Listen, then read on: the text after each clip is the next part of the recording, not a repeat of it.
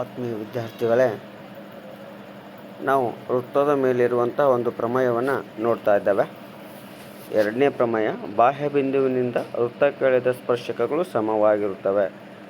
ಈ ಎರಡೂ ಸ್ಪರ್ಶಕಗಳು ಸಮಾನತೆ ಸಾಧಿಸಬೇಕು. ಹಾಗಾದರೆ ದತ್ತ ಬರಿತಾ ಇದ್ದೇವೆ.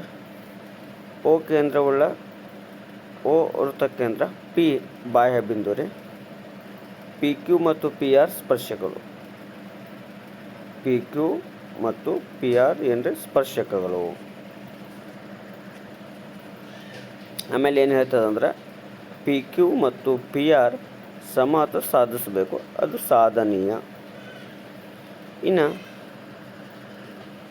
ಸಾಧನೆ ತಗೊಳ್ತಾ ಇದ್ದೇವೆ. ಯಾವ್ಯಾವ ಅಂದರೆ ಈ ತ್ರಿಭುಜ ಮತ್ತು ಈ ತ್ರಿಭುಜ ಪಿ ಒ ಕ್ಯೂ ಮತ್ತು ಪಿ ಒ ಆರ್ಗಳಲ್ಲಿ ನೋಡ್ರಿ, ಇಲ್ಲಿ ಒ ಕ್ಯೂ ಮತ್ತು ಒ ಆರ್ ಒಂದೇ ವೃತ್ತದ ತ್ರಿಜ್ಯಗಳು ಸಮನಾಗಿರ್ತಾ ಇದ್ದಾವೆ.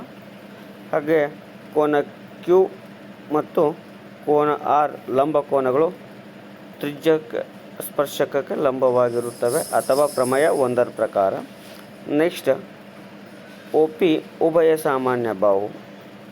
ಸೊ ಹೀಗಾಗಿ ಎರಡೂ ತ್ರಿಭುಜಗಳು ಸರ್ವಸಮಕವ ಲಂಬ ಕೋನ ವಿಕರ್ಣ ಬಾಹು ಸಿದ್ಧಾಂತ. ಹಾಗಾದರೆ ಇವೆರಡೂ ಸರ್ವಸಮ ಅದಾವಂದ್ರೆ ಅವುಗಳ ಅನುರೂಪ ಭಾಗಗಳು ಏನಾಗಿರಲೇಬೇಕು, ಸಮ ಆಗಿರಲೇಬೇಕು. ಹಾಗಾಗಿ ಪಿ ಕ್ಯೂ ಈಕ್ವಲ್